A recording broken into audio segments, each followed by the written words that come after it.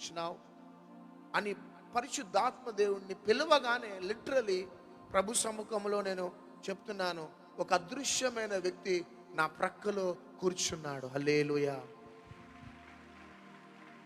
ఇక కేవలం ఏడవటం స్టార్ట్ చేసిన, ఏడుస్తున్నా అప్పుడు పరిశుద్ధాత్మ దేవుడు ఒక అనుభవాన్ని నాకు టీచ్ చేసినాడు, ఒక అనుభవాన్ని నాకు చెప్పినాడు. ఆ అనుభవాన్ని విన్నా, అక్కడ ప్రార్థనలో గడిపి ప్రభుతో మాట్లాడి నేను వచ్చేసిన. ఆ అనుభవంలోకి నేను వెళ్ళిన వెంటనే ఈవినింగ్ మీటింగ్లో చాలా మార్పులు జరిగినాయి. చేపట్లు కొట్టాల.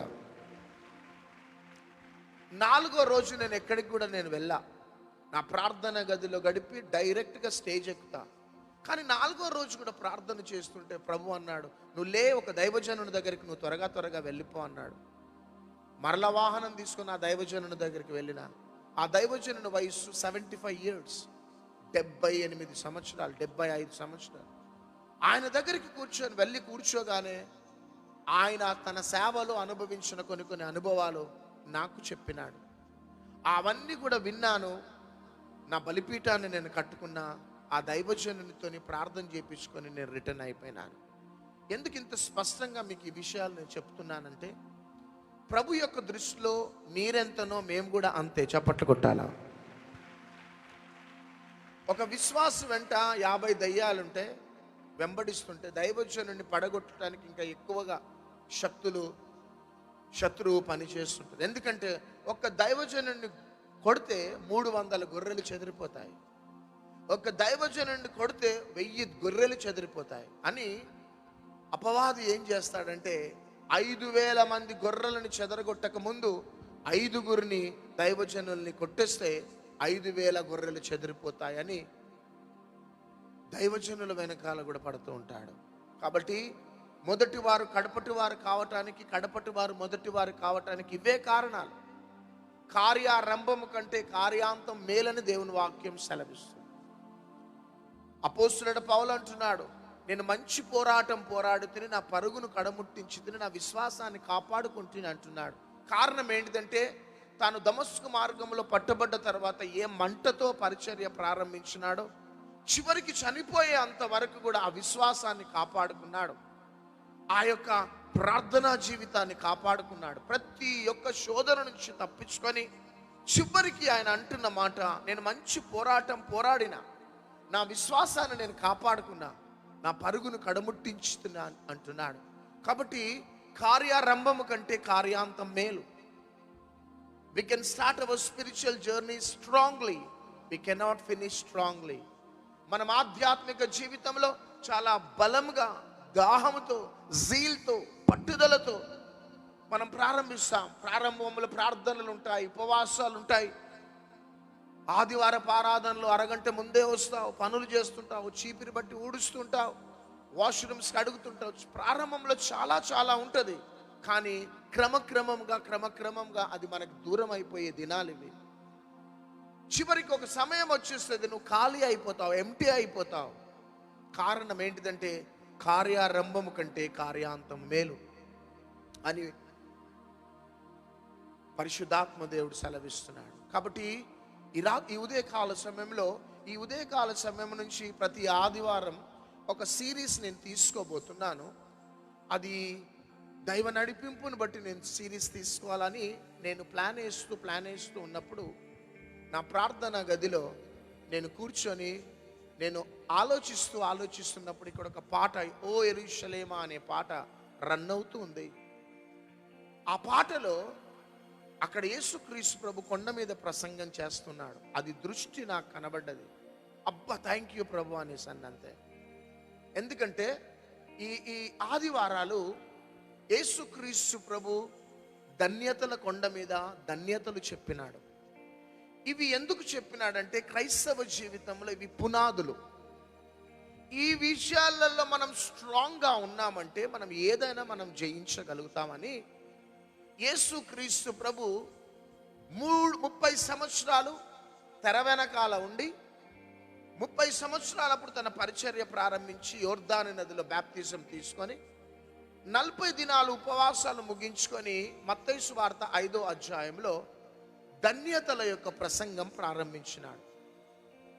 ఇవన్నీ ప్రారంభంలోనే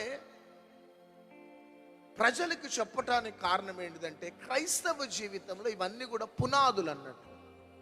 పరలోకం ఆశించే ప్రత్యక్షతలు, పరిశుద్ధాత్మ దేవుడు ఆశించే ప్రత్యక్షతలు, అంతేకాక ఈ పునాదిని బట్టే నీవు ఉన్నతమైన స్థాయిలోనికి నువ్వు వెళ్ళగలుగుతావు. దాని తర్వాత ఇక యేసుక్రీస్తు ప్రభు తన రాకడ గురించి ఇవన్నీ కూడా ఇంకా లోతైన సత్యాలు చెప్పుకుంటూ వెళ్ళిపోయినాడు. కానీ ప్రారంభంలోనే తన మినిస్ట్రీ యొక్క సేవలో ఈ మత్తయి సువార్త 5వ అధ్యాయం 6వ అధ్యాయంలో ఉన్న ధన్యతలని ప్రారంభించినాడు. ఇక ఈ ప్రసంగం చెప్పుకుంటూ వెళ్ళాలంటే 2 సంవత్సరాలు అవుతుంది పూర్తి కావటానికి. కానీ ఏదేమైనప్పటికీ ప్రభు ఇచ్చిన నడిపింపుని బట్టి మనం ముందుకు సాగుదాం. మీరందరూ కూడా మీ చేతిలో బుక్స్ ఉండాలి, పెన్స్ ఉండాలి. మీరు జాగ్రత్తగా రాసుకోండి. కొన్నిసార్లు కాపీరైట్ పడటం బట్టి మెసేజెస్ మేము డిలీట్ చేసేస్తాం. ఇది మీరు ఈవినింగ్ వినాలంటే కొన్నిసార్లు ఉండదు, రేపు వినాలంటే కొన్నిసార్లు ఉండదు.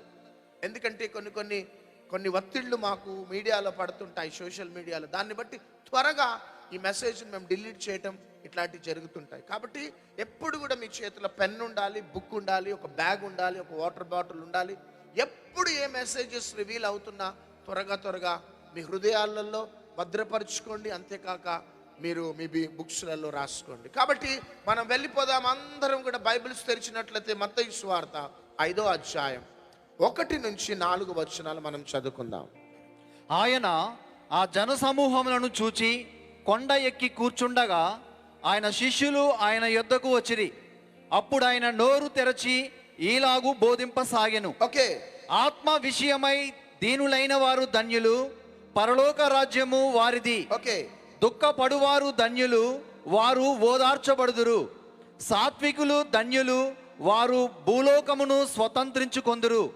నీతి కొరకు ఆకలి దప్పులు గలవారు ధన్యులు, వారు తృప్తిపరచబడుదురు. కనికరము గలవారు ధన్యులు, వారు కనికరము పొందుదురు. హృదయ శుద్ధి గలవారు ధన్యులు, వారు దేవుని చూచెదరు. సమాధాన పరచువారు ధన్యులు, వారు దేవుని కుమారులనబడుదురు. నీతి నిమిత్తము హింసింపబడు వారు ధన్యులు, పరలోక రాజ్యము వారిది. గట్టిగా చేపట్టగొట్టాలి. చూడండి, యేసుక్రీస్తు ప్రభు తన పరిచర్యలో ఎన్ని ఫండమెంటల్స్ ఇస్తున్నాడు. బేసిక్ ఫౌండేషన్స్ అనేటి సార్వత్రిక సంఘానికి, దైవజనులకి సైతం ఇస్తున్న మాటలు ఇవి క్రైస్తవ జీవితానికి పిల్లర్స్ లాంటివి. ఇవి లేకుండా మేము ఎన్ని ప్రసంగాలు చేసినా, ఎన్ని లోతైన పరలోక సంబంధమైన మర్మాలు చెప్పినా అవి ఏమాత్రం కూడా ప్రయోజనకరంగా ఉండవు మన క్రైస్తవ జీవితం. అందుకనే యేసుక్రీస్తు ప్రభువే ఈ మెసేజెస్ని ప్రారంభించినాడు. ఇవన్నీ కూడా ఒక పిల్లర్స్. ఈ పిల్లర్స్ అన్నిటి యేసయ్య వేసి దాని తర్వాత మెల్లమెల్లగా స్లాబ్ దాకా వచ్చినాడు. దాని తర్వాత బిల్డింగ్ని తన సిలువకు అప్పగింపబడక ముందు ముగించినాడు. కాబట్టి మీకు ఎన్ని సంవత్సరాలు అవుతుందో క్రైస్తవ జీవితం అనుభవాలుండి ఎన్నో ప్రసంగాలు మీరు వినొచ్చు. ఎంతోమంది దైవజనుల యొక్క ఉపన్యాసాలు, ఉపదేశాలు మీరు వినొచ్చు. కానీ నీ ఒక తండ్రిగా, ఒక తల్లిగా, ఒక దైవజనుడిగా, ఒక యవనస్తునిగా ఈ యొక్క ఫౌండేషన్లోకి, ఈ పునాదిలోకి మనం వెళ్ళటానికి ప్రయత్నించాలి. అయితే యేసయ్య తన మొదటి మాట ఏమంటున్నాడంటే, ఆత్మ విషయమై దీనులైన వారు ధన్యులు. చప్పట్లు కొట్టాలంట.